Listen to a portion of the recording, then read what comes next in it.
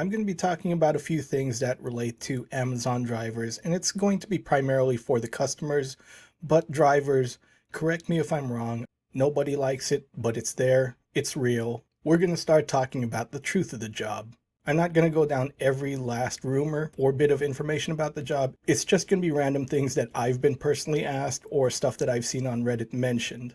So we're going to take a quick reality check when it comes to piss bottles, mishandled packages, and the high turnover rate for an Amazon delivery associate. So one of the things that I keep getting asked is, do Amazon drivers really piss in bottles? And remember, while I'm not saying that you all do it, I'm going to say that yes, a lot of drivers do it. One of the reasons they do it is because there's not an available restroom nearby, and for one reason or another, they have this extreme pressure to complete their route. What you're going to see in a lot of competitive people especially is the pressure to perform. You want to be able to complete a route without a rescue, so if you're in an area that isn't rural, you're going to use a bottle to relieve yourself, especially if there's no gas station that's available close by.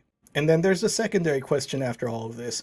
After going, do they sanitize? I would say that I really hope so. This year, whether you've ever been a part of the medical field or not, you've gotten a crash course on infectious diseases. And just don't be a if your delivery driver was dropping off a package for you, you'd want them to wash their hands or get clean somehow also. So yeah, like I said, I'm not saying all delivery drivers do this or that your delivery driver did it, but there's always going to be that possibility because people are going to be people. So depending on how your driver is treated by their DSP, they're either going to take the time to look for a bathroom or they're going to create one.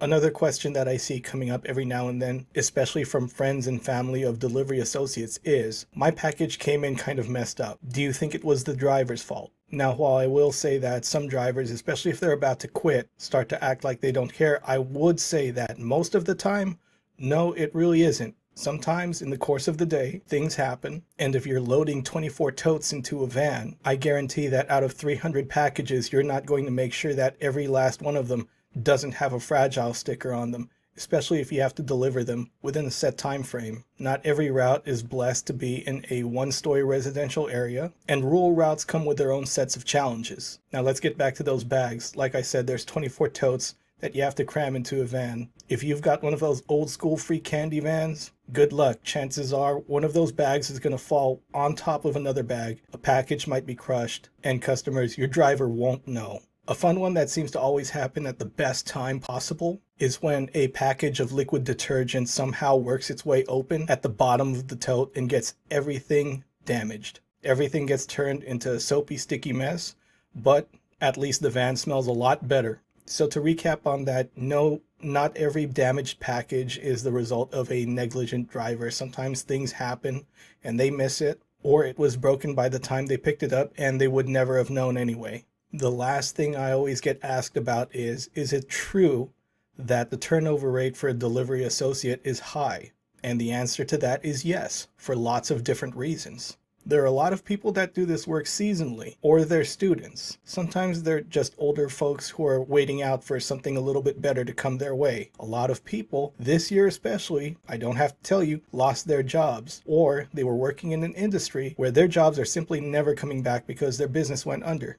And realistically, when you look at someone over the age of 50 working at this job, how long can they realistically keep this type of pace up? In some areas of the country, depending on where you're at, it's already hard enough to do as a 20-something-year-old that's fit. So not only is the job demanding in its own way, but it also doesn't really pay that much more than minimum wage. So when people start doing their research, and when the honeymoon period of this job is over, they start thinking, where can I get paid roughly the same or maybe even a little bit more, but have more in the way of benefits, or just feel less tired at the end of the day so that I can spend the time with my family going out and doing something. And honestly, that brings up my final point. When you start to compare other places like UPS, FedEx, or USPS, the fact that you're not working directly for Amazon, but you're working for a contractor that handles their delivery routes means you have lower incentive to stay.